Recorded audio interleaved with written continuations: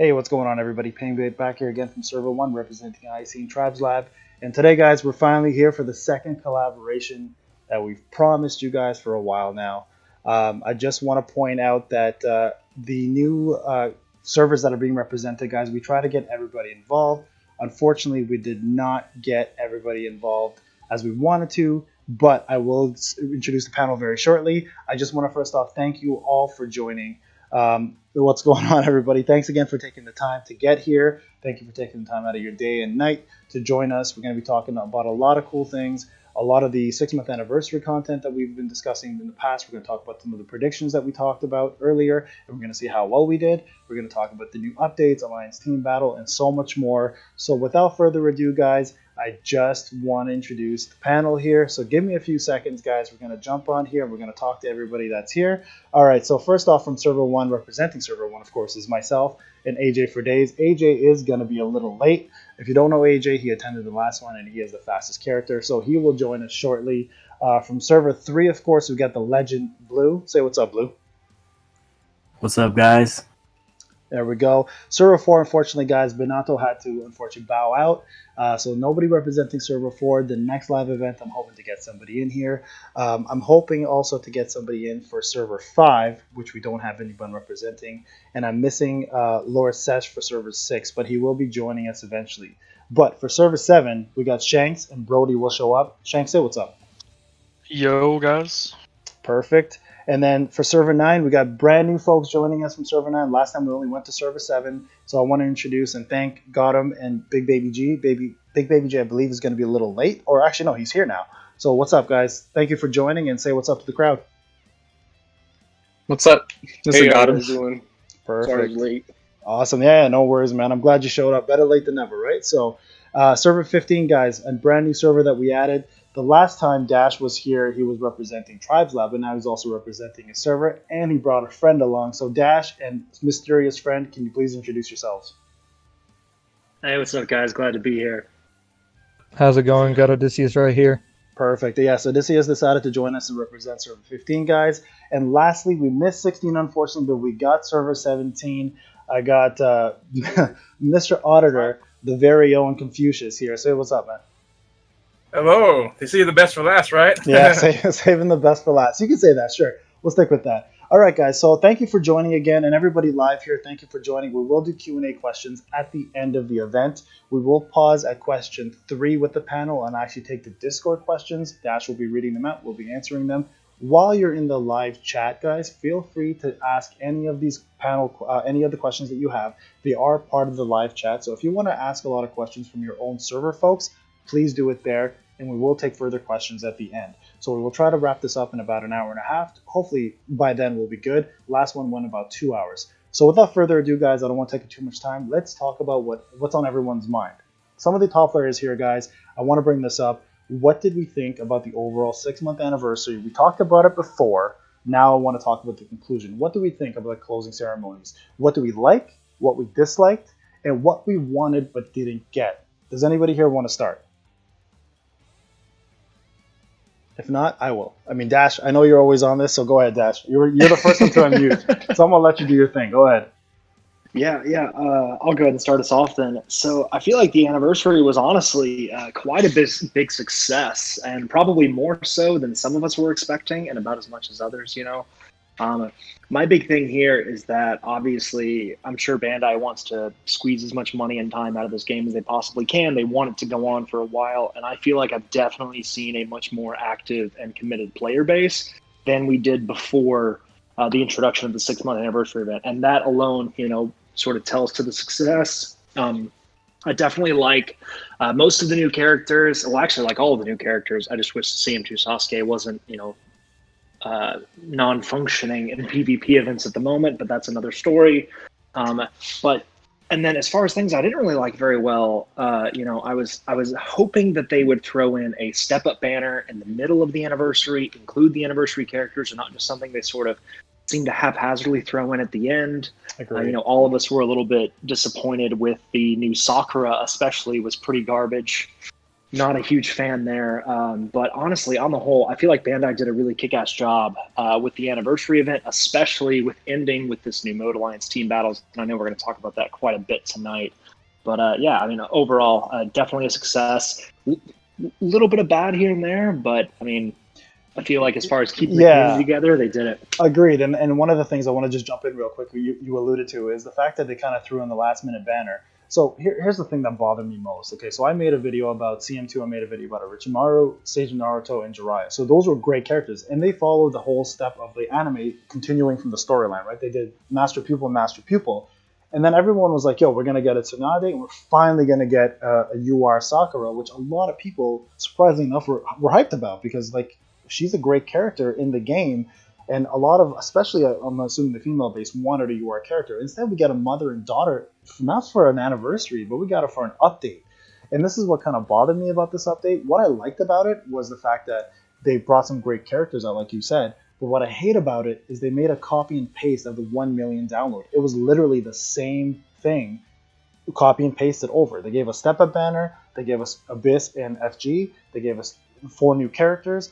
What really impressed me, though, was the update. That's what should have been part of the 6-month banner. And they should have just taken away Sarada and Mama Sakura altogether and put in someone brand new that we were all excited about. You know, like Tsunade would have been amazing. But a lot of people are saying, what would you do with Tsunade? Like, Great War Ninja Tsunade was the next one that people were expecting, and we're not there yet in the story. So is Bandai now, with this banner, going away from the storyline? Are we now getting brand new things that we're not expecting?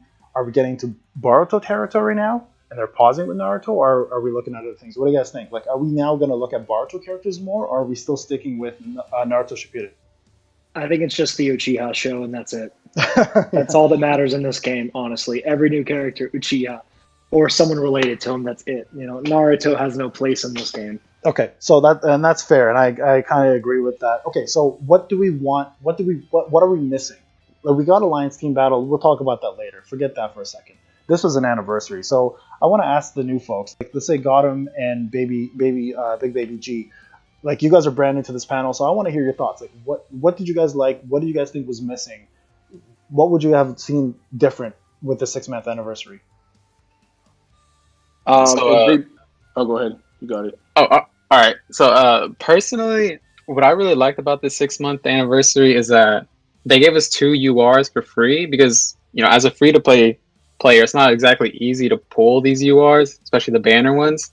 So the fact that I was able to get a 5-star Sage Mode Jiraiya without having to spend a single dollar or anything was amazing to me. Right. And then Orochimaru, they didn't give us enough to get him from 1-star to 5-star without using some frags, but at the same time, it's only about 70 frags or so, or well, everyone's situation is different, but either way, they gave us enough to give him to 4 stars, and I thought that was pretty awesome. Yeah, absolutely. And I agree. And a lot of free-to-play players now are getting that opportunity to build those URs, right? So that's a really good point. Honestly, that was probably one of the biggest things they added, and I completely forgot about that. So thank you for bringing that up. Sorry, Baby G, you had something to say? Yeah, kind of along the same lines as Gotham, is that it was really cool that they gave us, a few freebies, which is always, great. We're never going to complain about those. And obviously everybody wants to see a little bit more of, content in terms of, units. It would have been really cool if they introduced a few of the, some more, maybe Tsuchikages or any of the Kages, really. Yeah. Even the one of, I'm blanking on his name right now, but the one that the Signing Tribe fought, the little slug dude. Oh, yeah. I forgot his name as well. So I know who you're talking about. Yes, but along kind of, those lines of and then introducing the Signing and bringing them back in, maybe a few of the characters that kind of revolved around them would have been cool to represent. But I mean, overall, I think they did a really good job of pacing themselves. Because had they thrown in a few bit more, it would have been a little bit overwhelming. But I don't know. I think they did a pretty good job overall. It was a lot more than I expected, to be honest. That's good. Oh, I'm happy to hear that, because a lot of the player base was expecting a lot to happen. Sorry, guys, I'm going to be doing some PvP matches in the background here for you guys to watch here. But yeah, so I agree with you. They did a lot better. I think what Gotham and yourself are saying is fantastic, and I think I agree with you guys. And to your point about the Kages, actually, we were having a chat about this. We think that the Kages, the first, second, third, etc., and the fourth even, maybe an anniversary, a 1-year anniversary thing, where they may eventually be like, you know what, they're big enough marquee characters that we can make money off of them. So they're going to start introducing them in in the 1 year anniversary, because I'm expecting the 1 year anniversary to be massive, right? I mean, the 6 month was pretty good, but I expect the 1 year to just blow it out of the water. So yeah, that's great, guys. Thank you for those comments. You guys, go ahead and watch the arena fights in the background here. I am going to go ahead and start the second question real quick. Let's see here. Second question. So we talked about the units, and a lot of you were happy with the units. So let's talk about the best units to come out in the 6 month anniversary, and are they part of your team? And I want to talk about the worst units to come out and why. So anybody want to start us off here? Like, for me personally, I think the best unit that came out is CM2. But then the problem is CM2 is a whale unit. And I've touched this on my video when I covered him, being like, if you want the best of him, you've got to be super fast, number one. And you've also got to have the luck of having a good team around him to keep him at 50% health or higher, right? Now, that's my favorite character. And yes, he is part of my favorite team, or my main team. But I think a lot of you think differently. I think a lot of you are saying Sage Mode Jiraiya. So I want somebody who has Sage Mode Jiraiya to jump in and explain why. He lives forever. He lives forever, right? And that was Shank saying that, right? So, Yeah. So it's funny you say that, because I think we noticed the moment he came out, a lot of free-to-play players destroyed Abyss using him, right? Yeah, for sure. So is he on your main team now? Are you using him? Oh, for sure, yeah. I have him 6-star on my main squad. Okay, so 6-star. And Blue, I think you're on that same thing. I'm going to bother Blue for a sec, guys, because I know he's probably busy. But I know, Blue, you don't use very many D units. So can you talk to me about SMJ and how you use him and where you use him? Yeah, SMJ is probably the best one that came out during the anniversary, especially for it's a general for everyone, because after him, a lot of people started beating Abyss because he's like immortal pretty much. You pair him up with like Gaara and Mama Sakura, then he just heals too much, and then he just never dies. And yes, I use him on my main team right now. And that's the crazy thing. I might be the only one in the panel here that does not use him. And it's not because I don't love him. He's actually my favorite character in the anime, and I love the character in the game. I just don't have the capacity right now to build him the way I built everybody else up. Excuse me. So I'm actually looking to put some frags into him, but I'm holding on to my frags until the next banner comes out, just to make sure we're not missing someone that's even more OP, right? So anyone else got any other characters besides SMJ that they want to say is the best character that came out?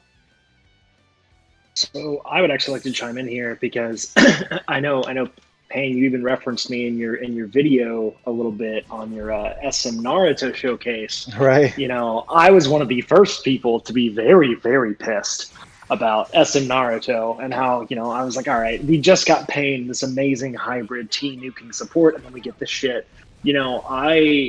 Over the course of the anniversary, I changed my tone on Naruto quite a bit after I really started using him, especially in Abyss, because on my ult, he's now my most powerful unit, And I have to say, I still don't like either of the Sage Mode units, Limit Break 2, at all. I'll preface that. But on the whole, I feel like, Sage Mode Naruto impressed me quite a bit.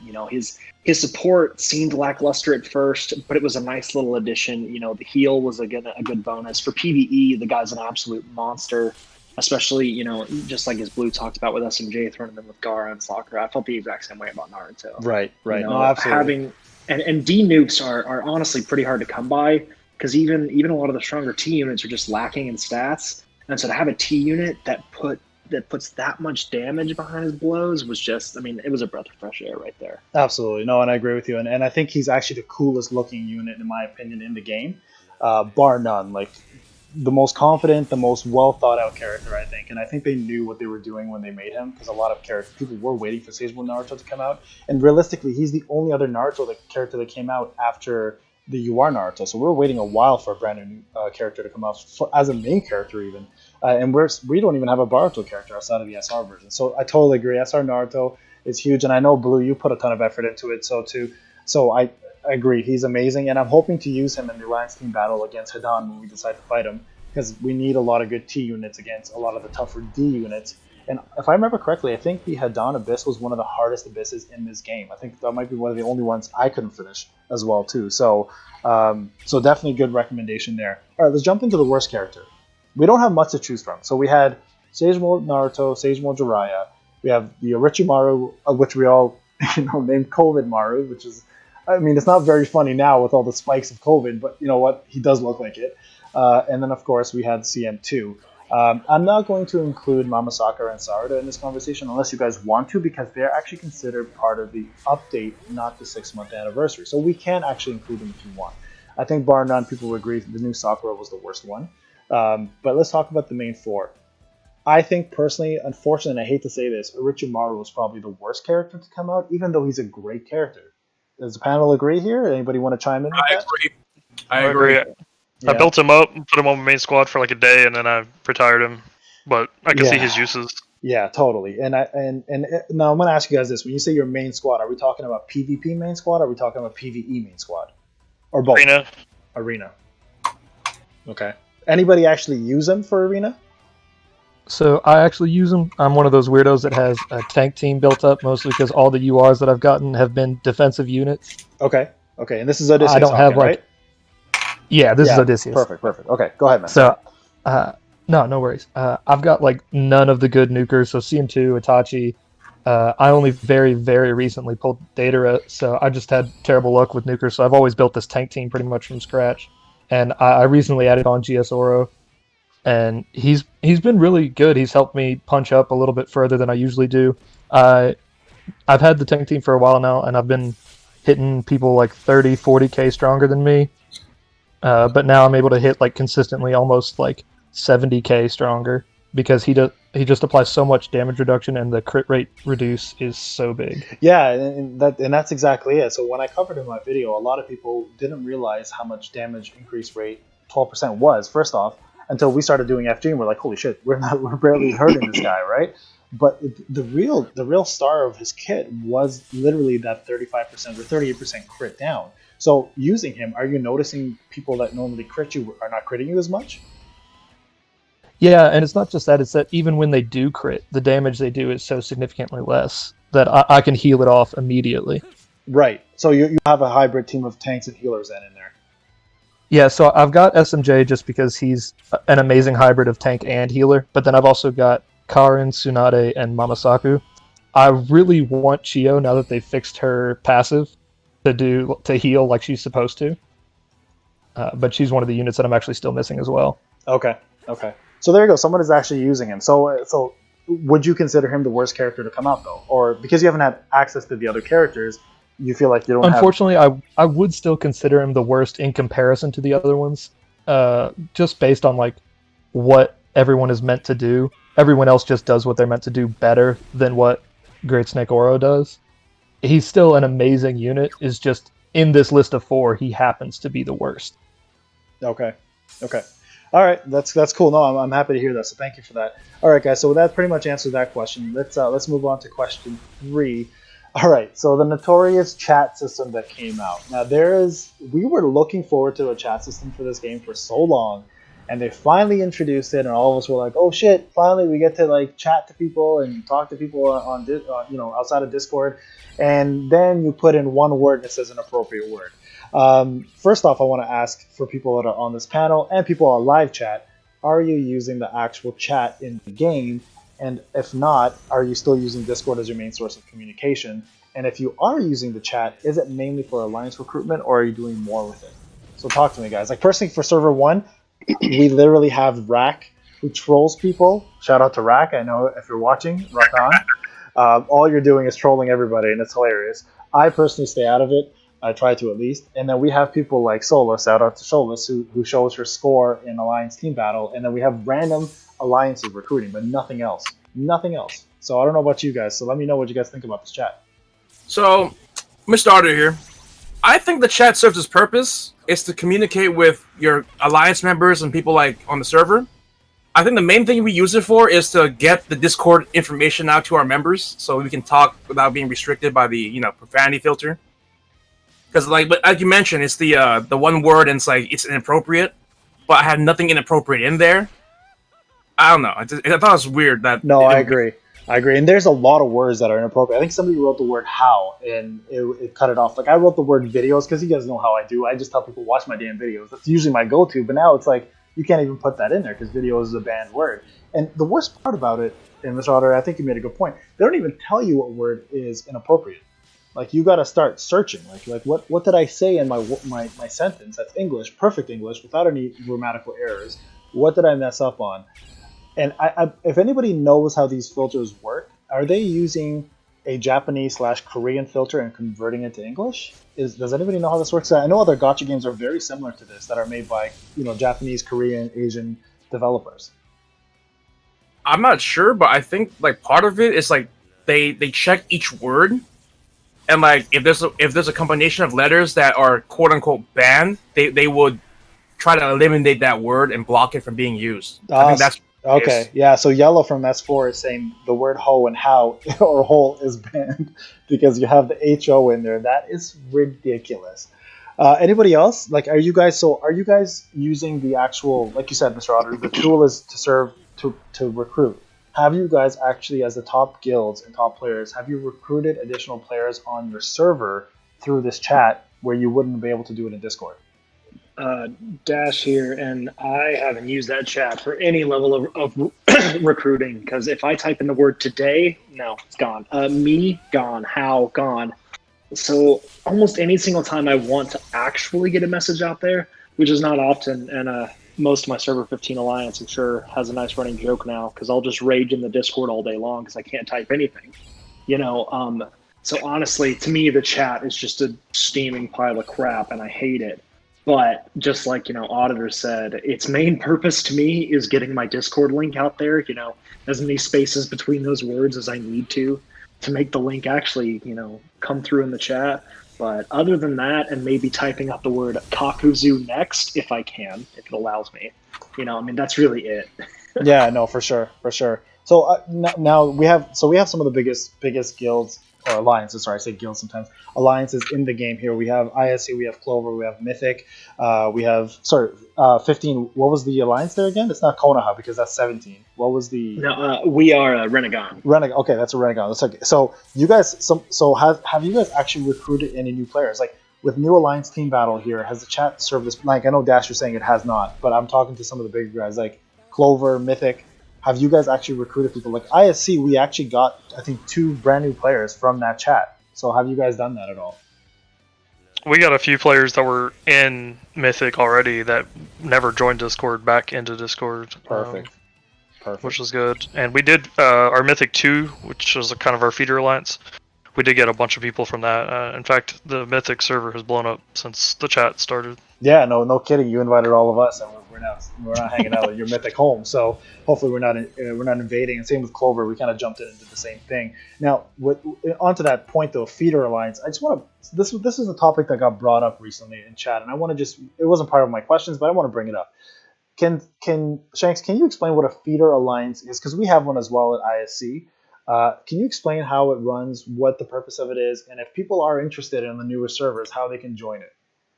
Yeah, like what we do is we have a second alliance that's set up for people that want to get into the main alliance. We just don't have room, so we use it as a way to promote, competition within our members.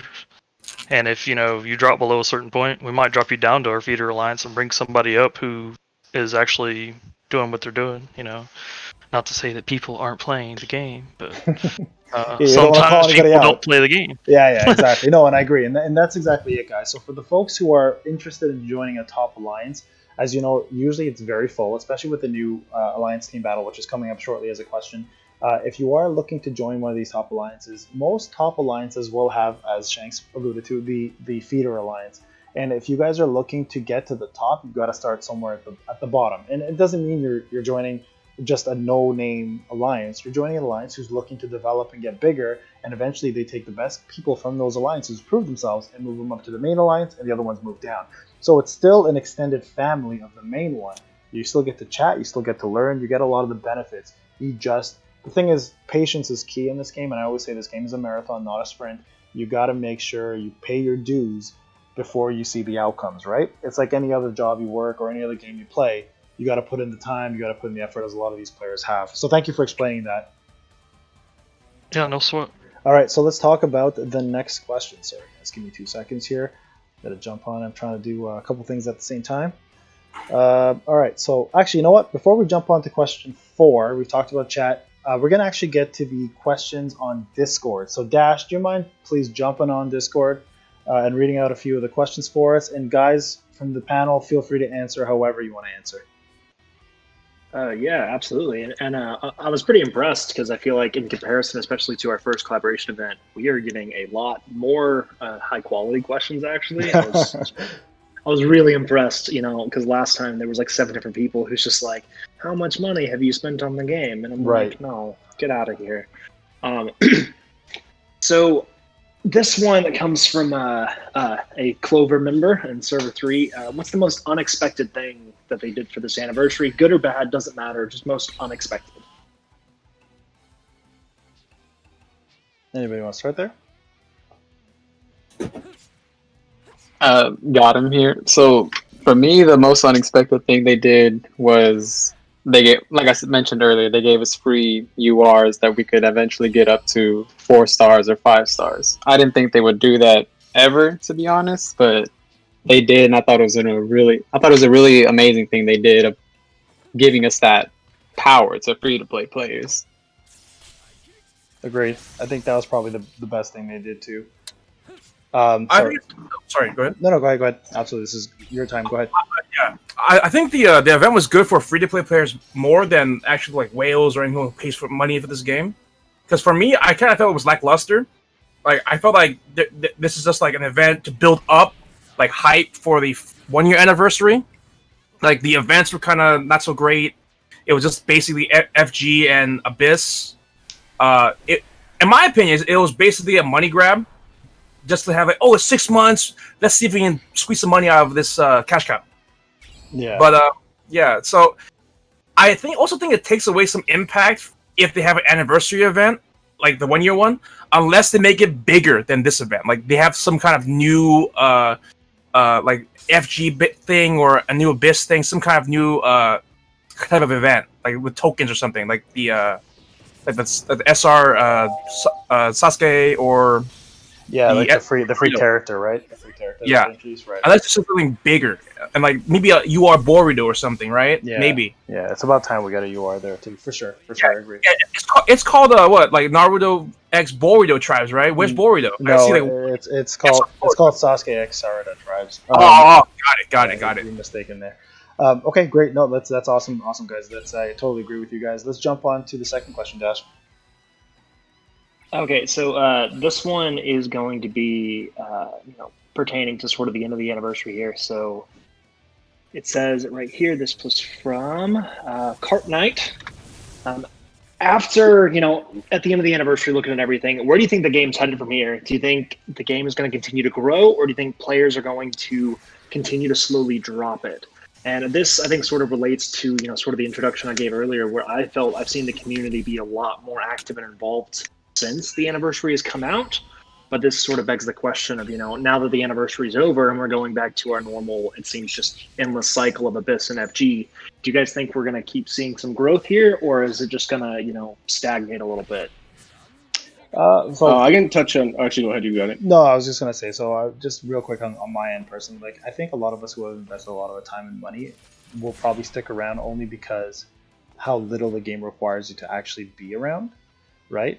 So the fact that it only takes 20 minutes to play the game makes me want to stick around, quite honestly, and not only because the game is so easy to play, but it's also because I'm curious to see how well the game continues to grow, and it has grown quite a bit in 6 months, right? This game is still very new.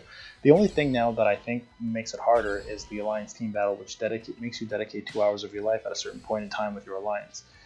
So in that regard, I think I will continue playing this game, and I think the player base will continue to grow because, if I remember correctly, they've also removed a lot of the restrictions for VPN. So now a lot of people who've never played this game are jumping on.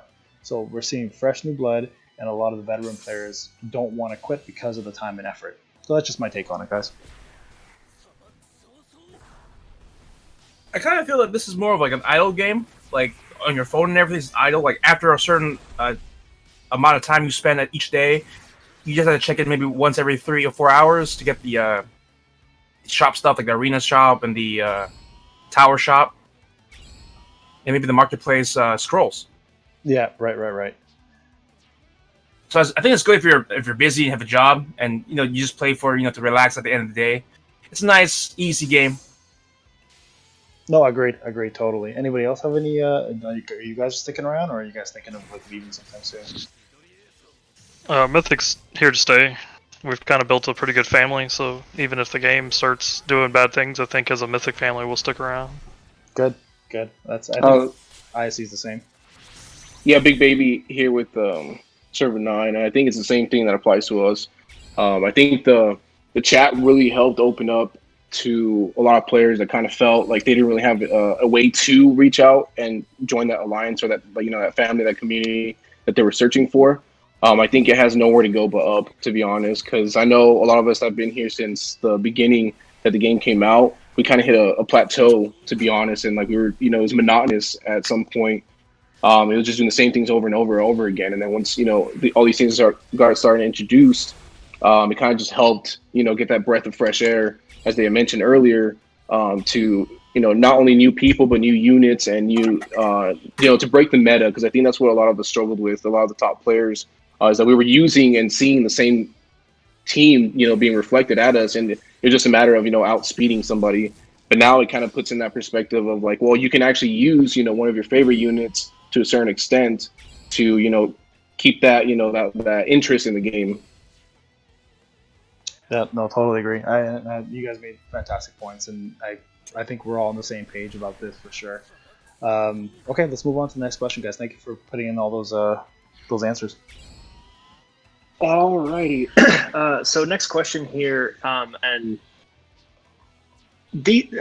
I can actually kind of group up two of these here. So one person is asking about, is there any chance for a free-to-play player to get their first 6-star UR using these events, or is there no way in hell? Can you play these events effectively to get these, 5 to 6-star URs? 5-star, obviously, yes. 6-star, is it even possible? And then another guy asked something along similar lines relating to these events, is that, do you guys think that the OG URs are still worth it to try and farm up the resources to get them to 5 stars? Because if you get an event character during the event, you're almost guaranteed a 5-star. Yeah. So, but yes, absolutely. Sorry, I'm gonna just the question I think speaks for itself like pretty well. So thank you for reading that out.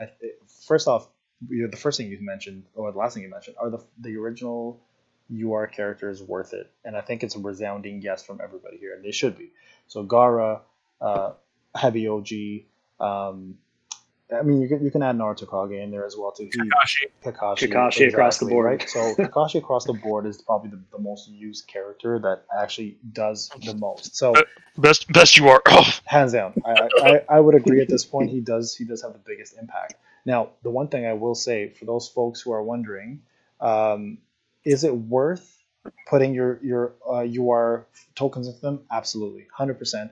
And the one thing I want to point out for everybody as well too is the fact that your UR frags, if you don't want to use it against them, that's why they have these double fragment banners. A lot of them people say it's bait, but if you get lucky, you can get the 6 stars in those characters by pulling multiple times. So if you're looking to upgrade your UR character, save your Shino coins for those EF frags all the time. Don't bother with new characters. That's my take on it. But again, Kakashi and OG and Heavy OG can only take you so far. You do need some of the other OG characters to power up, right? So, and just to that point, real quick, if you are going to use a lot of URs, keep in mind speed is now becoming a factor in PvE.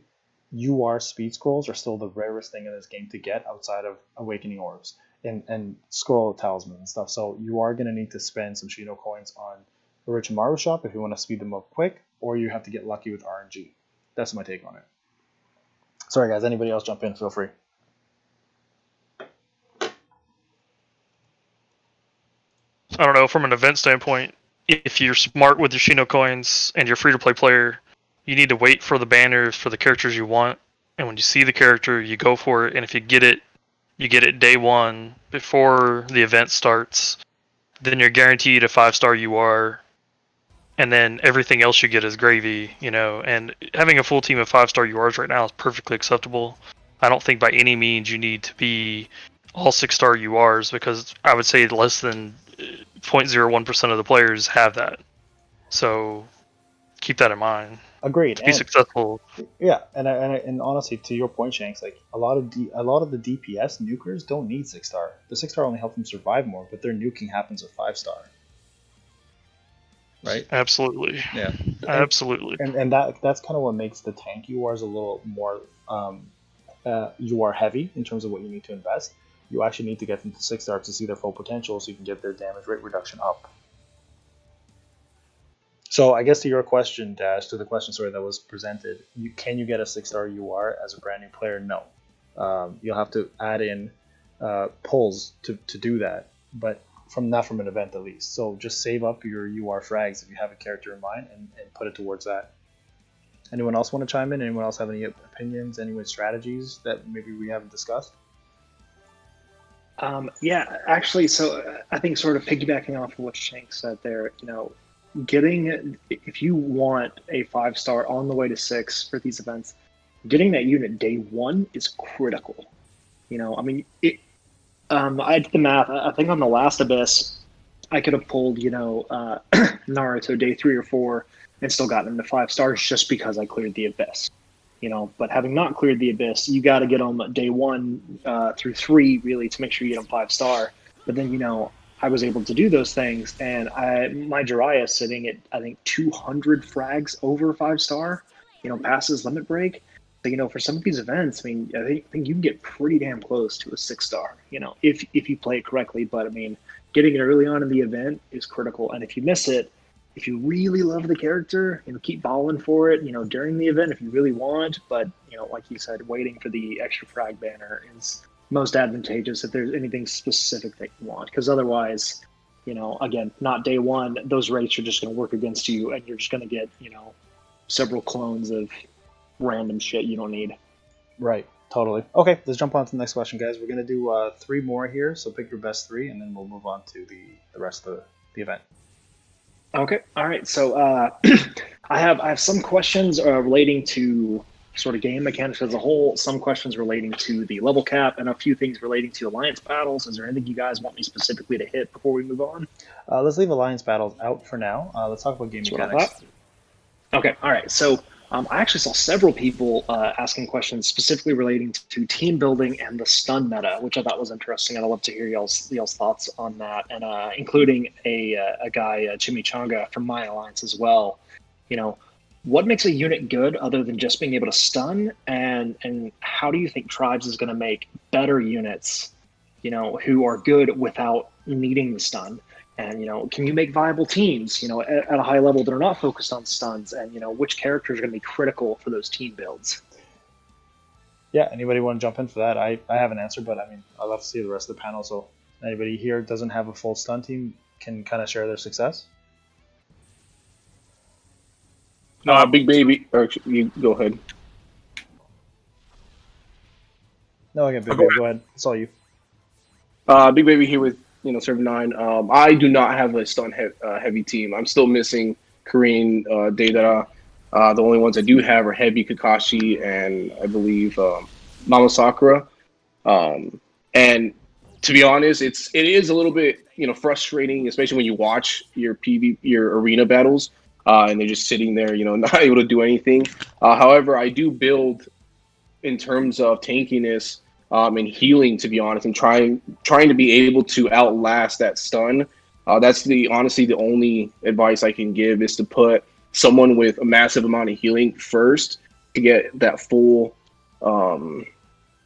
benefit from it. To even if you are lacking the stuns on your team, you can at least outlive them and hopefully do with the damage that you have against them. That's honestly the only thing that I have that has going for me right now, is I do a good amount of damage and healing to keep me in the game far enough to either outlive them and do the outturns, or just kill them outright afterwards. All right, yeah, that's good advice. In terms of what makes another character worthwhile, in my opinion, if you guys want it, it's any character that can buff your entire squad with attack in PvP is my opinion key. Now here's the thing, a lot of people don't know this, and this has been argued to death, but debuffs cannot stack. Okay, and I want to clarify what debuffs are. This has been a big issue in the Tribes community. Debuffs are defense down, damage increase rate down, damage rate reduction down. You cannot stack those. You can override them with a higher percentage one in your team, but if you have, for example, 3 people with defense down, the highest one takes over, the other 2 do not count, so you will be wasting a slot. But with buffs, that does not count. Buffs actually do stack. So if you have attack up from 4 different characters and they give you the whole squad, the attack up, everybody gets it and they keep it, if it's for rest of battle or active allies, right? So buff characters are key in this game. You need one debuff character, but you need multiple buff characters. So in my opinion, if you want a successful team, get the proper nukes in place, get the proper buffers in place. Now, buff doesn't only mean nukes, though. Buff also includes guard rate up and guard damage rate up, guard damage rate up. And that's so important because a guard rate can actually block up to like 80% of the damage coming in, which will make your A nukes and T nukes survive longer. So if you want advice on what kind of characters to use for PvP, you want buffers. You want one debuffer, and then status effects. So again, this is not the same thing as debuff. Status effects are poison, burn, shadow stitch, stun, and paralyze. Paralyzes cannot stack. So if you paralyze somebody with the word paralyze and somebody else has paralyze and they hit it, it will not stack. But a paralyze can be overridden by a stun, which is the one with the stars over the head, or a shadow stitch. So keep that in mind, guys. So putting the same 3 paralyzers in your team is a good idea in the same cell, but they will not override if they're on different cells. So make sure you do a stun, a paralyze, and then maybe a shadow stitch in 3 different cells, and they will override and continue to stun lock. So that's my biggest advice to anybody. For a stun team, without a stun team, you want your buffers. Buffers are key in this game. That's just my take on it. Yeah, so I would actually completely agree there, because the last question relating to stunnage, where how do you think Tribes is going to make better units? If and as they shift the meta away from stun, and actually there, I think that units like Pain, for example, are the perfect, to me, the perfect starting template for creating units that are away from the stun meta, but can be absolutely critical to a team build. So do any of you guys have your favorite non-stunning units you can use? PvE, PvP doesn't matter, but do y'all have your favorite go-to non-stunning unit that you think is just crucial to whatever build it is you're using? I think Again, Gara. for me, obviously Pain on my end. Yeah, I think Gara for me. Gara is just essential to any team for me. I think he just brings too much to the table as a tank, and he makes your nukes that much better. So personally, I think the OG Gara is probably one of the best characters. I agree with Gara. Gara's nice. Gara's cool. Okay, perfect. Let's jump on to the next question. We'll take 2 more, and then we'll jump back into the panel, guys. Actually, real quick, Sure. I had one other thing I wanted to add about these stuns. I know we talked about paralyze and the basic stun and the shadow stitch and all that, but just to inform everyone, how do confuse and the silence that the original Orochimaru, how do those affect the mechanic? Sorry, that was a question? Yeah. Okay. Just to inform everyone the differences between them, and do they affect the game the same way? Do they override the same as a paralyze or a stun do? For sure. So I'll answer that question if nobody wants to. Oh god, I got Conan. I'm sorry. I'm getting the worst pulls here. So confuse. So here's the thing. In order of the most powerful status effect to the lowest useful status effect. Okay. So the first one is a stun, and these are all tied. Stun, paralyze, and shadow stitch are all tied. Okay, Shadow Stitch is going to be actually 1 below Stun and Paralyze because there's only 1 Shadow Stitch in the game and you don't have as much options. So we'll say Stun, Paralyze are 1 and 2. Shadow Stitch is number 3. Now the reason why those are 1, 2, and 3 is they completely lock the character from doing any type of movement, and they cannot rotate out of their cell. They stay where they are. So that means 2 other people will come in, that person stays and messes up everything, and they lose a turn.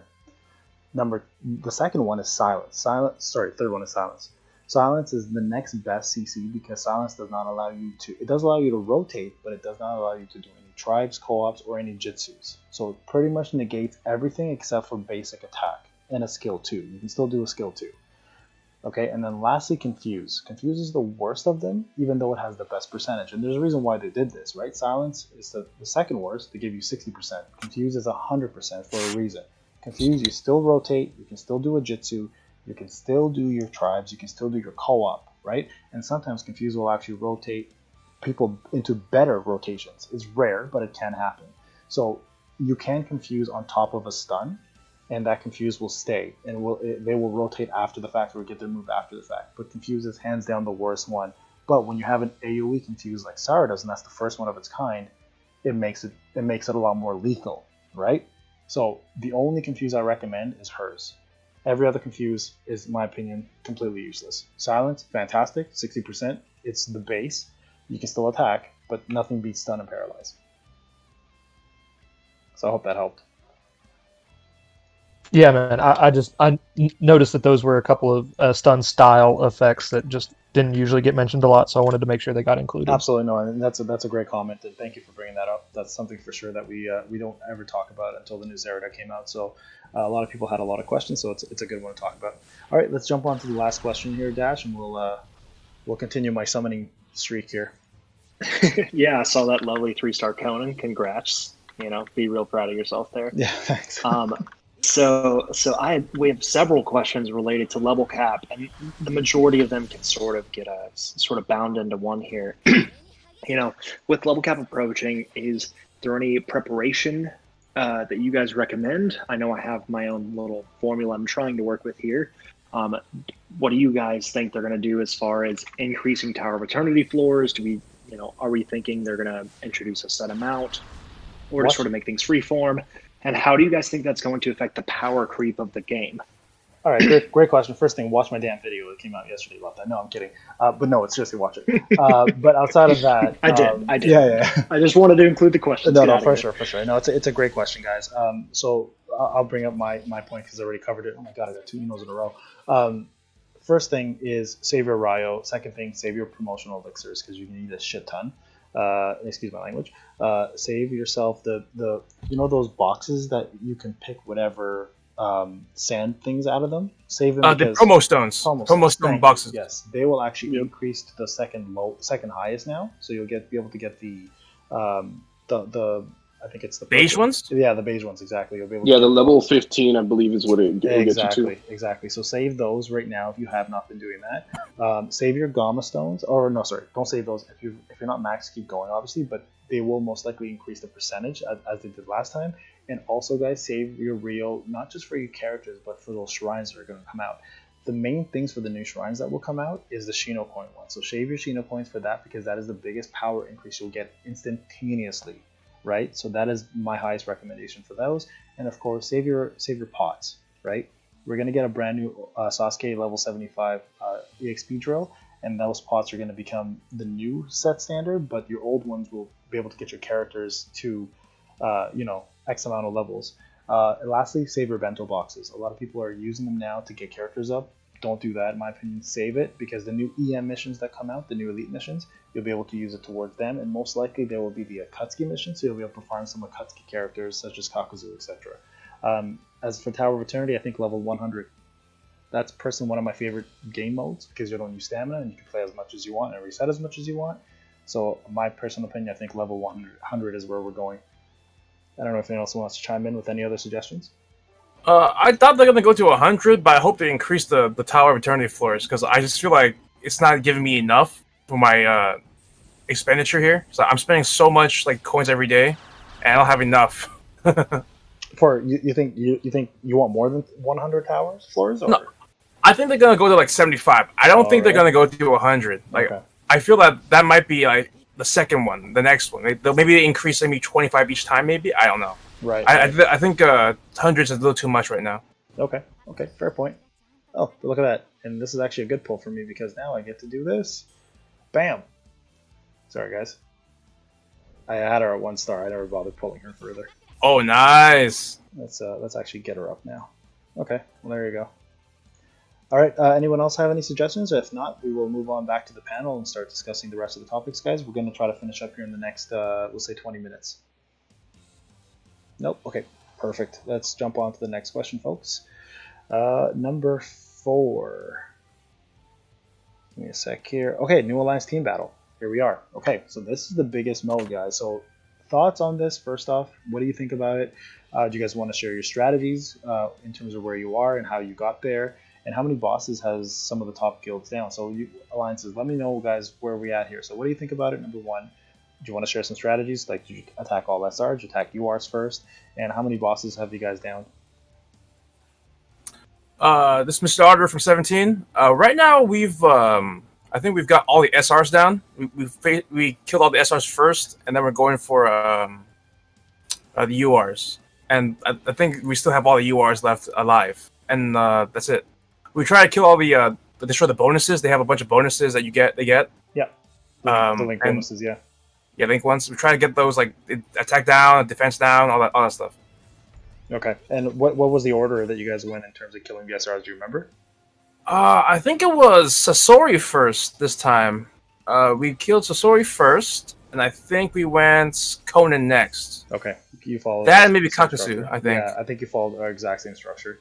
So I'll show you guys ISCs real quick, people that are watching. So this is where ISC's at. So we did the same thing. So I think we were the first test dummies. We kind of introduced what happened. So we wanted to test Pain out first. Pain was one-shotting all of our characters, including mine. And the reason why is because the link bonuses were all active. So the moment we realized that, we actually jumped onto Sasori. We killed him first to take away 20% health. 20% attack. And then we killed Conan, which took away 20% damage increase rate. And then we killed, I believe, Kakazu and Kasame. And now we've downed Dedera. As you guys can see here, our current points. We're at almost 2 million now. Current rank 1. And we can see here what the rest are doing. Here we are. Uzumaki's, they're actually doing pretty well considering how much smaller they are than us in terms of players. And preparation phase, I just want to show you guys the status tool. So for folks wondering what ISC is doing, we just killed Dedera. Next, here's our ninja tool setup. Tactical Shinobi we did only because some of us used Jiraiya in our Dedera fight for his tribe cage, so you can do 3 co-ops. And now we're focusing on D because we're fighting Itachi. Itachi is a lot harder. This was a mistake, speed boost, but some of us needed it, and I know a lot of your alliances are facing the same problem. Status effects rate was actually to get 5% more because right now they have a 10% suppression rate for all status effects, so stuns are really hard to pull off. And then we just tested Tribe Cage because we wanted to see if Tribes was better than co-op, and we came to the conclusion that it was not. So just to show you guys what ISC's been up to here. Okay, and in terms of, like I said, where we're at now, we're fighting Itachi. We decided to go with him first. He has lower health than Pain. And then Hidan we're going to leave for last because of his status effect suppression. And that's ISC's rate, guys. Anyone else want to talk about what they've been doing? So on server 15, we pretty much followed the same formula, dropped the SRs first.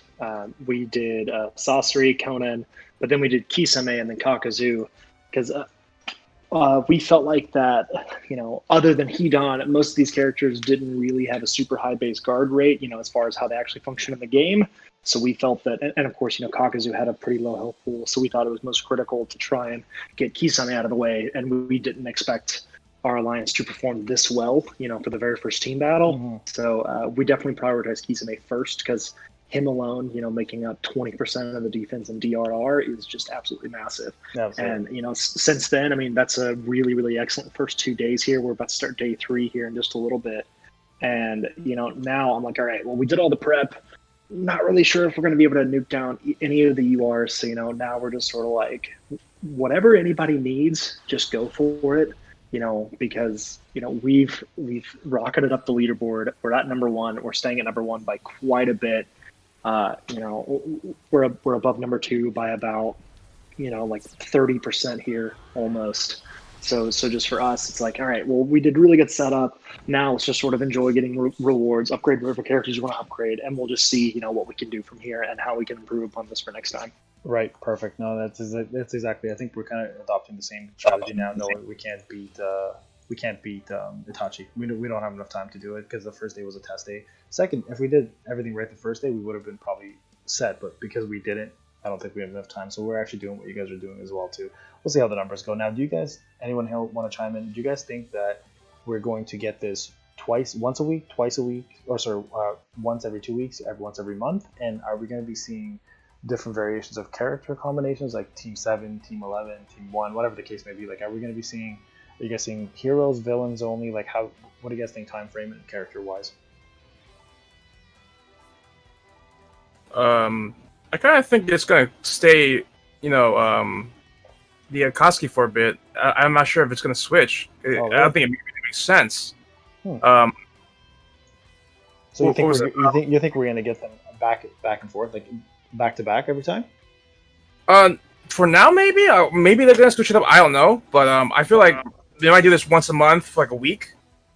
Okay, interesting thought. Okay, I thought for sure they would do this like once every 2 weeks, once every month, but it'd be different characters every time. So you could be right. It might be the same reoccurring characters. Anyone else have any thoughts on this? Actually, Go sorry, go ahead. Nope, all you. I've talked enough. I actually kind of agree with what he just said because I feel like they don't have. I mean, because this rotation is pretty massive. If you take into account all the Akatsuki, and no other group has enough characters to for us to fight, unless they include every Team 7, the new Team 7, and then the Sani, and they had them all at once. But it kind of be a little bit. It wouldn't mesh as well, I think, if they had all those other groups for us to fight. I think they're actually going to hold off on it and maybe do it like maybe once a month. I'm not sure if it'll be the Akatsuki members repeated, but I feel like they have to introduce more characters or more groups for us to be able to, I think, kind of enjoy the fight a little bit more. Right. Okay, no, that's fair. All right, let's jump on to the next one, guys. What else? Something to add? Yeah, so the only thing that I was going to add on there is that, with these team battles, and I completely agree with Auditor and Big Baby G over here, is that, I mean, right now, the only real team we have access to fighting in the game is the Akatsuki. But my thinking is, and I was sort of on the same page as you with, 1 week on, 1 week off sort of thing is what I was expecting. They may not necessarily do future teams have 8 plus members. They might do another thing and have it only be like 3 or 4 people, just like the current alliance rates, but just on obviously a much more massive scale, so like they could do like old and new Sonic and have a 6-person thing go in there, and those 6 are just beefed up even more, Yeah. or, I mean, they don't necessarily have to stick to the exact same formula as long as there's some sort of unifying theme. And we all know Bandai's obsessed with their themes for any of us who played their other games before. And so I feel like they can just pull whatever crap they want out to right now, and I'm just going to roll with it. Yeah. No, That makes sense. Yeah, agreed. Yeah, and So, go ahead. sorry. Go ahead, Oliver. Go ahead. So maybe they'll do like a signing, like we said, like that said, a signing based theme. Like they have like Jiraiya, Naruto, and Boruto, Tsunade, Sakura, and Sarada, and maybe Orochimaru and Sasuke, maybe Kabuto. I don't know. That makes sense. Yeah, I was thinking this along the same lines, to be honest with you. It's the only other group that really makes sense to add into this, right? Yeah. Okay, great. One group that I was thinking about was maybe like do all the different Kage, do like a 5-person team instead of a 6 or an 8, and you could do like the 5 different Kages from the Kage Summit. Yeah, that'd be amazing. And I would assume also when the Iro Tensei characters come out, they're probably going to have a whole lot of them as a alliance team battle fighting their versions, right? Too. So that's probably going to be a pretty big one as well. All right, perfect, guys. Let's jump on to the second last question here of the panel. Where are we at? Sorry, give me 2 seconds.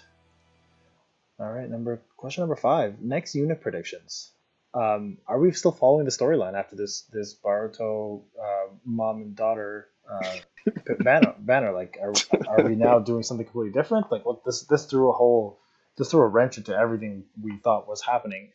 So, any predictions here? I know my personal predictions. I think we're gonna see Toby or Zetsu. That's my suggestion, only because we have villains coming up and they're overdue. Or we're gonna see Danzo. And the reason why I say Danzo is because he'd be a perfect segue into the Ninja War, the Great Ninja War, right? So that's my predictions on it, but I'd like to hear what the rest of you think. Mr. Arter here. I want to see Inoki. I want to see Atomic Style. Like that's what I'm really looking forward to. Hopefully they decide to put him in there. Maybe when they put the Kage in there, I don't know. Like maybe put the leaders of the village in there, because it is going through like the war area, the wartime almost. I think, right? Yeah. Sorry, guys. Pain's right. Yeah. They're gonna switch over and they're gonna go straight to Boruto now for like the next 6 months. Yeah, that was something I was thinking about, is that they could go the Boruto story up until like that big fight that was the movie. They could do the start of Boruto up to the movie for the next 6 months. Yeah, that'd be actually really interesting. I think it's overdue at this point. I think Yeah, what's 'cause overrated was you are Sakura. Like we have Sakura's been like getting the short end of the stick for like so long right now. She has like 4 SRs. 4 SRs. Yeah, All right. it's embarrassing. Yeah, it is embarrassing. They're just adding to that meme. You know, Team 7's 99%. Yeah, exactly. Anybody seen that? Exactly. No, exactly. It's so true though. It's very true. And they're gonna continue releasing more Sasuke's. I feel like we're not done. You'll see more Sasuke's come out. So so definitely. Yeah. Go ahead. Actually, That they were gonna release a UR Sakura because that's when that's what she thought that she caught up to these two. Maybe.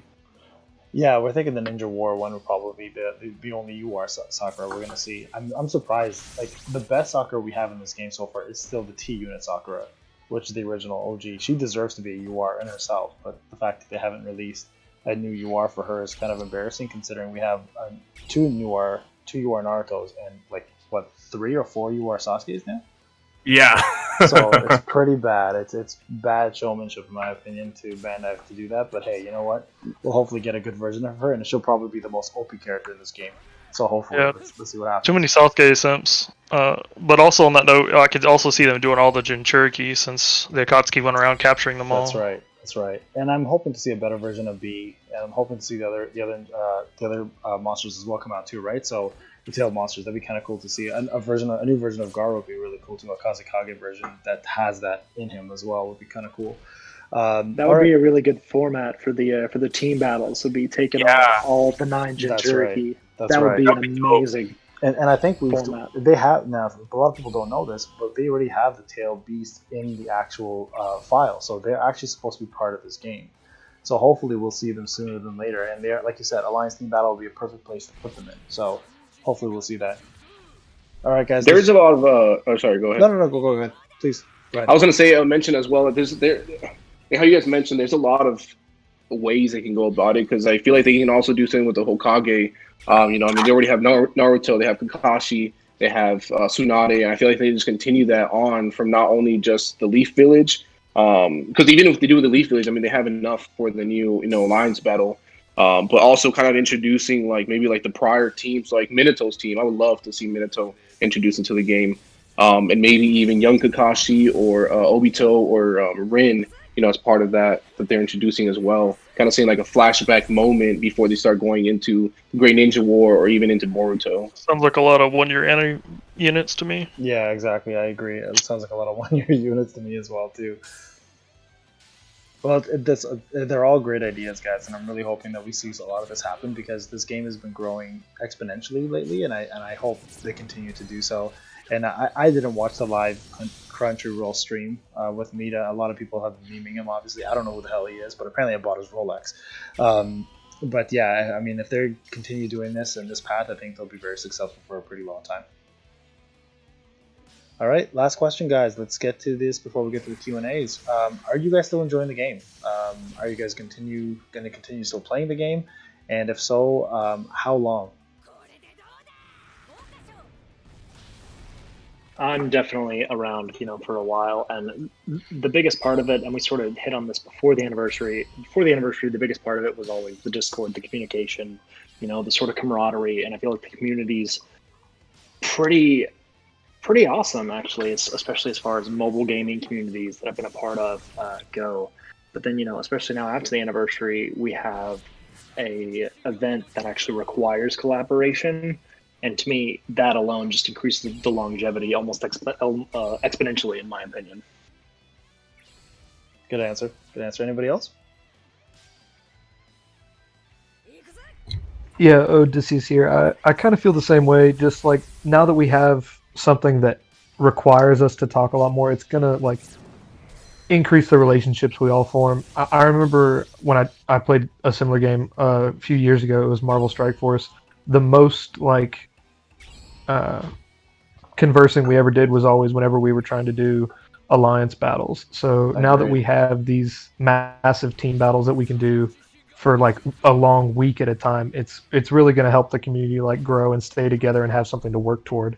Yep, agreed. And I played that game as well too, and I remember that being one of the biggest communication things that we had was Alliance Wars, which was fantastic actually in that game. So I'm glad that someone else played that and enjoyed it.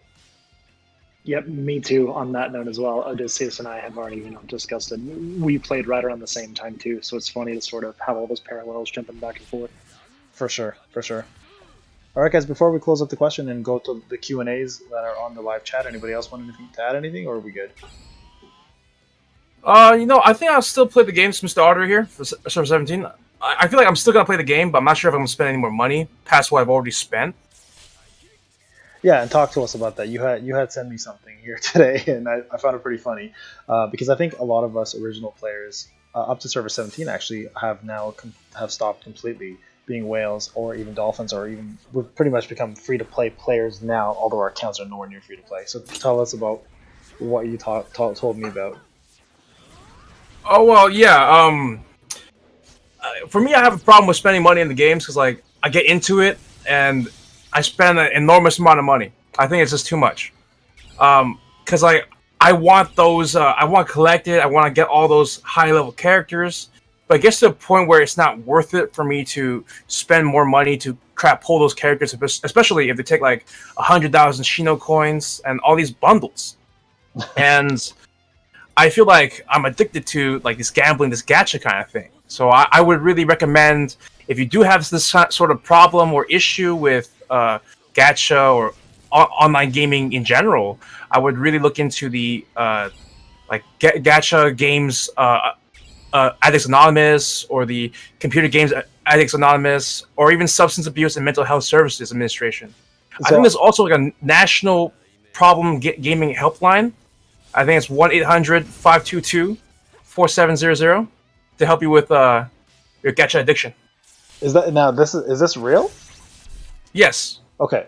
I didn't know how, because when you told me this, I looked at it and I was like, "Whoa, this is a real thing or not?" So I wanted to ask you in my chat. So there you go, guys. Anybody who has gacha addictions or anything in terms of gambling, well, there you go. Mr. Auditor is one of you, and he just gave you source for help. So hope that helps people out. So thank you for that. Actually, honestly, it is a real problem.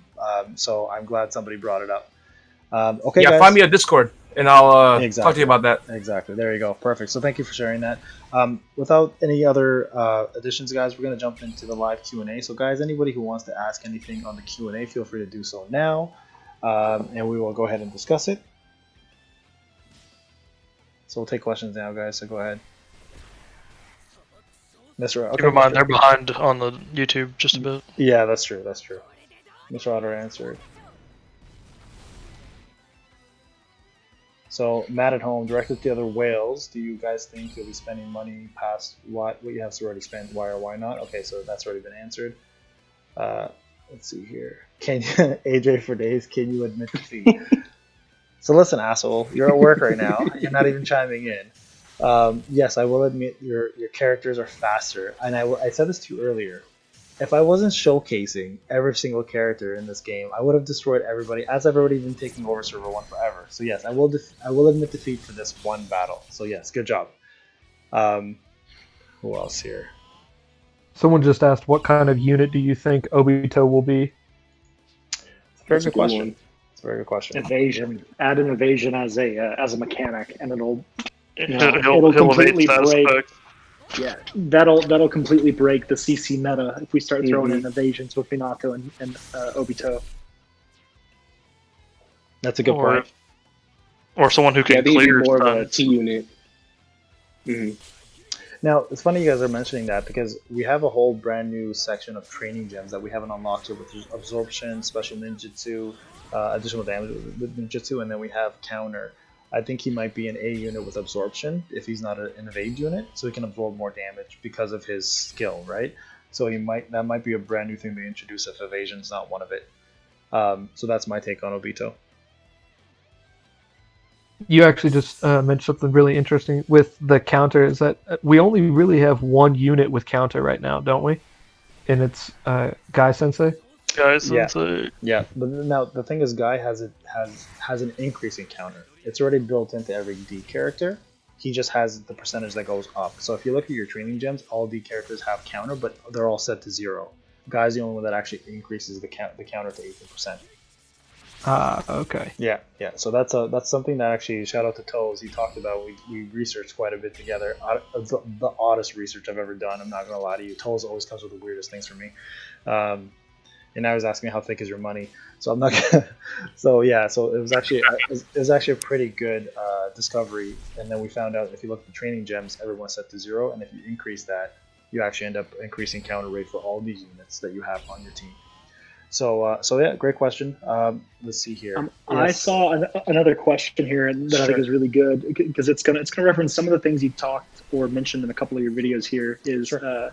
how can Bandai make rares useful? And I Yes. know that we've sort of talked about some very niche ways they can be, but also I know you've mentioned a few times they're useful in PvP. If you want to expand on that. Yeah. So for PvP, oh, we had 20 rounds. Look at that. We didn't even finish the whole fight. Congratulations, AJ. First off, I just want to say he's been on me all day about this, and I couldn't find him in PvP, and I finally did. It took almost 24 hours. You suck for power, by the way. Um, the way rares are used is first and foremost instant jutsu, and Kiba has it, is probably one of the best things in this game, and Kiba hits super freaking hard. And shout out to a lot of the players, like top players, that figured that out, especially Japan. I think actually showed us that. If you use Kiba and you get him up and you put a little bit of effort into him, he will actually be one of your hardest hitter because he starts off with a Jitsu, which does about, I don't know, up to 1,000,000 if sometimes. And then he also provides you with attack up and DIR up with his LB2. So rares are used for PvE primarily. They're glass cannons, which means if they get hit, they die. But if they hit hard, right? So Kiba is probably the best one for it. If you don't have Jiraiya, Choji is not bad for a brand new player to start with. He actually takes a lot of damage in, gives you tribe gauge as well, and at the same time, they're used for speed. That's primarily what rare units are used for. If you do the times 10 Rio and you're stuck on speed and you can't get it, they drop a ton of speed scrolls and you toss them into your rares and you speed up your team. So a lot of you characters, or a lot of players always ask me, how are you so fast in this game? And see AJ's even faster. You just need to do a ton of Rio summons and get those speed scrolls and toss them into your SRs and Rs. And the URs, of course, you have to buy from Richimaru's shop. So that's my take on it, guys. If anyone else wants to chime in, feel free to do so. I think that and it's funny because I know a lot of people in my alliance are going to make fun of me here because I ran Mitsuki in my PvP team up until maybe a month or a month and a half ago. I mean, he's like tier 15, level 74, maxed out across the board. He's an absolute monster. I feel like there's a couple cases, especially in Mitsuki, where that passive alone just sort of makes him really useful. And I think that what that really tells us there is that just because a rarity of a character may seem off, or just because a character isn't a UR, don't sleep on them. Because there's a lot of really good examples of lower rarity characters who can have incredible utility if you use them correctly. Units like Mitsuki, in my opinion.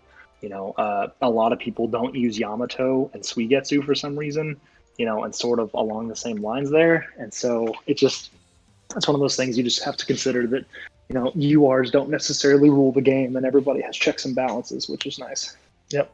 And I've been saying for the longest time that if I were to start over, I would pick SRs way more. Okay, so do you recommend this as a good gacha game compared to other gacha games, or is this a good gacha because Naruto X Boruto characters? Only one job. Great question, actually. I'm going to start with that one and we'll go up again. So, only one job's question, is this a good gacha game? So here's the thing. The gacha game, this is a good gacha game for people who don't have a lot of time to spend playing an actual game full time. The rates are horrendous, but the events make up for it now. Would I recommend this game to people if it wasn't Naruto X Boruto? I say yes. Still, I would. If it was another big IP, I think the formatting, the art, and the graphics are fantastic. And I think the play structure is easy and simple, but at the same time complicated. So I would highly recommend this for people who don't want to spend all day playing a video game. So in my opinion, yes. I'm gonna agree with you, Pan. I like the art, like the new Sakura art. I love that. That's so cool. Yeah, the artworks are one of the biggest things here.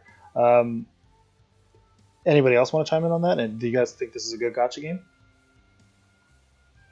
Yeah, in comparison absolutely. to other gacha games, yeah, I definitely think this has got its own merits and stuff. It's definitely not a bottom of the barrel type thing. It's a decent game, especially compared to Blazing. The hate on Blazing is real by Tribes players. I can tell you that much. Okay, let's jump up to the next one, guys. So let's go further up. Let's see. I think a question I've been seeing a lot is when do we think the other limit breaks will be coming, Okay, and great how do question. we think they'll affect the power creep? That's a great question. I think personally they're going to be coming at the same time as the new level cap increase. It's the Yeah, I perfect was time. thinking 3 and 4 would come out around then, Yep. maybe a little bit later, just to give us some time to adjust, but literally like right after the level up cap. Yep. Man, Agreed. you're giving a development team a lot of credit. I really think they're only going to have the level cap ready. Oh, really? You don't think LB3 will come out at the same time? I don't think LB3 will come out with a level cap increase. I think that'll be the next big update after, so like a month or two after. I have And to a agree. month after that, they'll finally fix CM2 Sasuke in Arena. So, Yeah, he'll be okay. fixed up at the 1 year ante. Yeah. so we're split here. Some of us think it's going to be during the level cap, and LB3 will be after the fact. Now, I can see it being after the fact as well because this might be one of the last level caps we get for a long time, and it would be a great way to let people increase their power by introducing LB3 and 4s. And just for the record, guys, LB3s are most likely, in my opinion, going to be stats related. LB4 will be your second skill upgrade to have some sort of a new effect. So that's my take on it. I've said that for a long time. So start saving weapon fragments now for your LB4 at least, and I think it's going to be around 35 to 40 that are going to be required. That's again my take on it. That's just I don't work for Bandai, as some of you may think I do, but I do think that that's the way they're going to go. Based on Sure. the information we have available, I definitely think that's the most like logical next step. Right, and Yeah. this game is pretty predictable, right? I mean, we've noticed that, right? So For the sure, most part, and- for sure. One thing they could do to make rares more useful is release LB3s and LB4s way ahead of the SR and URs to give them a little bit of a bump. Just that'd be something they could do to give them more playability.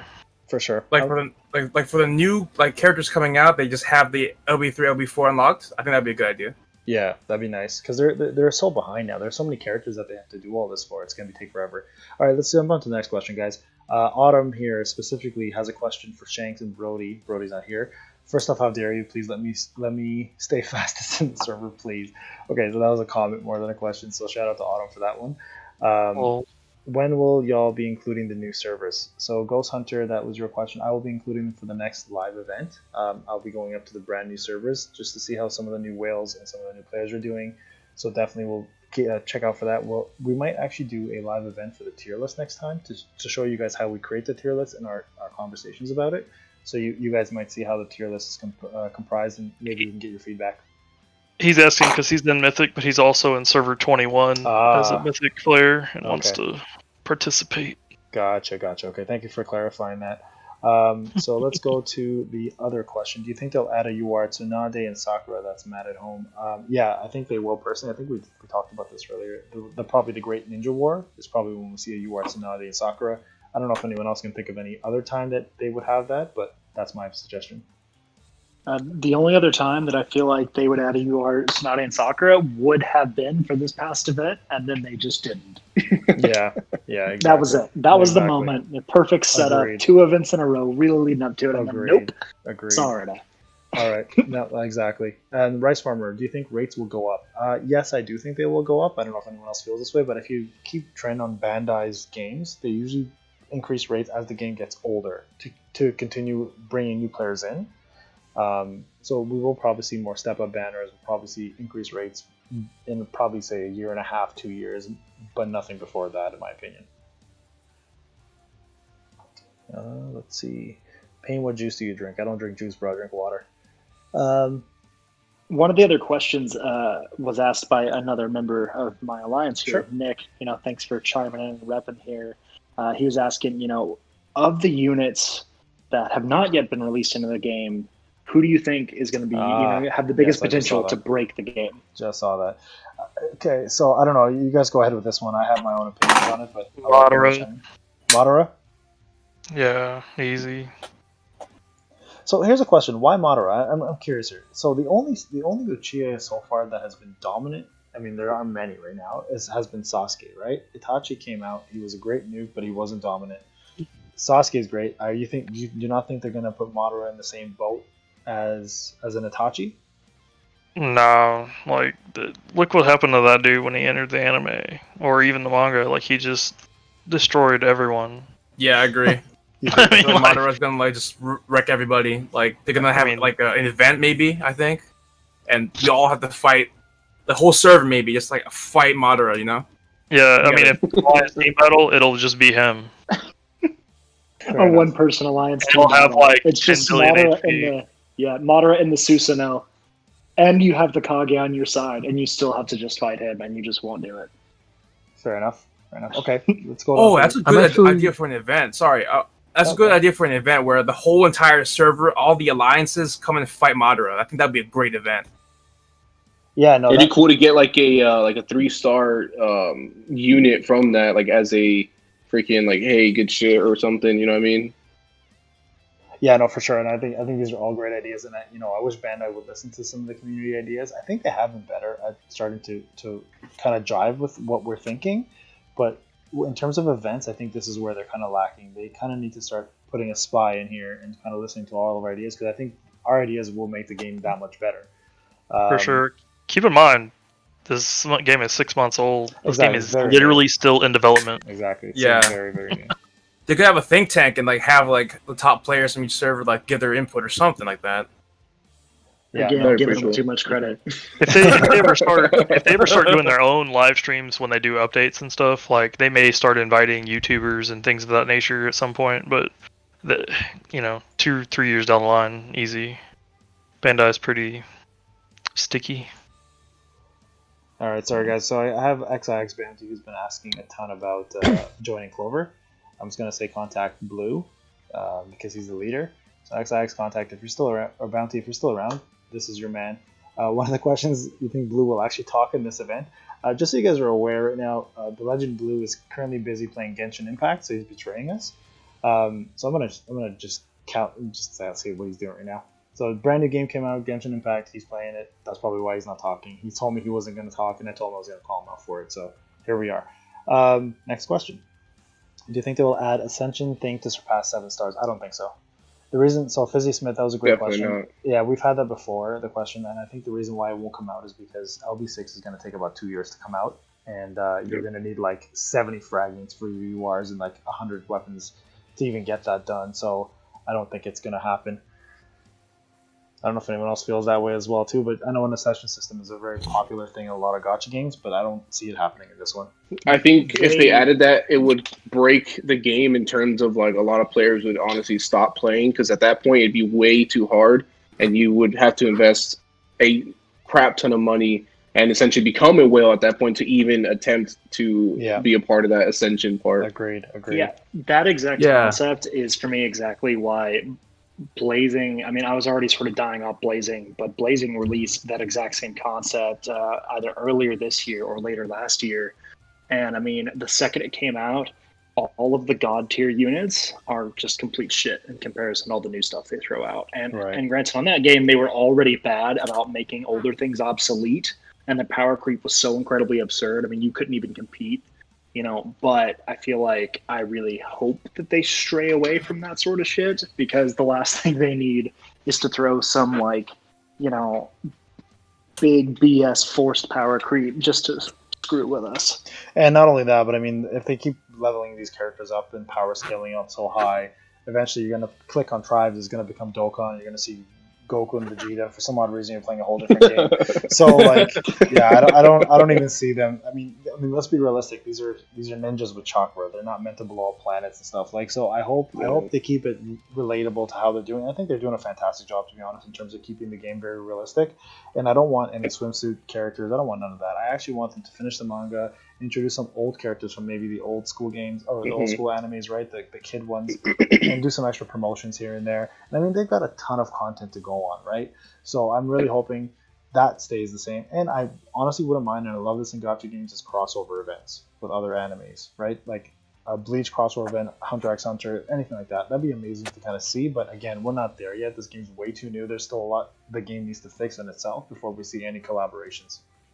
Yeah, I definitely. agree. I think that the LB is actually kind of the Ascension part of it. I mean that if you have a character that doesn't have the LBs, you're kind of behind the curve. But once you get those LBs, I think that's part of the Ascension. So as long as they keep that and they don't stray from it, I think they're going down the right path. Yeah, I agree. I think if they go to 8 stars, there's gonna be a big problem, and like this costs too much money. You know, like the new players are not gonna be able to catch up or even get any close to that power. I mean, 7 stars already 750 frags. I mean, what would 8 be? I mean, just consider this though. In like another year, we're gonna have frags sitting in our box, waiting for new units to come out. It's not gonna be this grind because like more and more things that are coming out are offering more UR frags. I mean, look at the alliance battle. We're getting tons of UR frags. So another good question came up by Death Reaper here.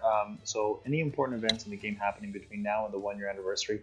I personally think the biggest event that's going to come out is global. We're seeing some restrictions happening that are being removed on a lot of the VPN servers, and some countries now are able to play without VPN. So that's a really good sign, guys. That means they've actually taken the step to introduce this game a little further. I'm surprised they didn't announce it, but that's a great step for global. So I think a global launch will probably be the next big thing before the 1 year anniversary, or it'll happen in tandem. It'll happen together. So that's my take on the next big event. I think it's going to be global. Either that or maybe like another like million downloads, like 5 or 10 million downloads type event. Exactly. But the weird thing about this game is because a lot of people who are using VPN can't even see it in their app store, so the download will come from the browser. And I'm curious, it seems like they're not really looking at those downloads. They're looking at the app store downloads. So I'm curious how that's going to work out. Okay, let's jump on to the next one, guys. We're going to do 2 more questions here, and then we're going to call it a day, guys. We'll do an hour and 30 here. Anyone else see a question they like? One question I've seen a couple of times. Or go ahead. One question I've seen a couple of times is the recycle system. Yeah, for like getting rid of extra character shards for like 7-star rares or 7-star SRs. That would be nice. Yes, that is something we've talked about to death from the beginning, and a lot of you guys are coming in and being like, "What are you talking about?" Well, like people, like players myself, I have 3,000 rare shards for each character just sitting around doing nothing. I've even leveled up their tribes to max, and I still have like 2,000. So I think that's a great system. I think that's something Bandai needs to introduce for sure. Either that, or they need to allow us to make them omni fragments and trade them for like SR1s, right? Let's trade X amount of Rs for an SR, X amount of SRs to R or URs. That'd be a fantastic system to definitely have. Definitely. Yeah, I think that's gonna take a lot of shards though. Like, I want to talk ratios. Like, I think it's gonna take like 100 or 50, at least 50, like fine. R shards per. And that's fine. Yeah, so, for example, like leveling the last tribes, for people that don't know, it takes 600 rare shards to get the last tribes maxed out. I'm okay with spending 600 rare shards that I'll never use. You know what I mean? Or at least let us sell them for Ryo. I mean, that's one of the biggest currencies that we all lack. So I would 100% do that for that as well too. Okay, last question, guys. Anybody else want to take the last question here? I think Gotham just posted a question here asking us to talk about the whole PvE versus PvP aspect of the game. Which one do we think is like more impactful to how we decide what units to raise and what units not to? Okay, you guys go ahead on that one. I think it's more like arena. I think we base that stuff on arena because NWT as well. Yeah, well, yeah, I consider that part of arena because it's player versus player kind of thing, or AI versus AI. Yeah, sure. It's just pretty much like your characters versus some other person's characters, and not like you versus the game itself. Yeah. I think you versus the game itself is much easier, and like if you have a lot of like high level characters, those missions aren't as hard as this randomized versus other player characters. See, and I disagree with you on that. Sorry, and I only say this because of this. The meta for PvP has not changed. The meta is speed.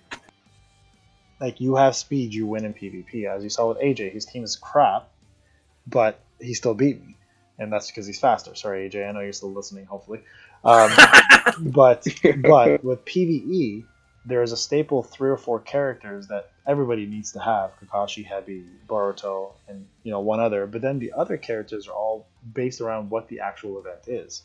So if you have a lot of healers, for example, believe it or not, I actually use Papa Sasuke because he does heavy wound, right? So people like Karin and all the Sakuras and stuff, they're all healers that I block with using Papa Sasuke, and that's the only use he has for me, but I would never use him in any other content. So I think PvE actually requires a lot more player development than PvP does. Personally, that's just my take on it.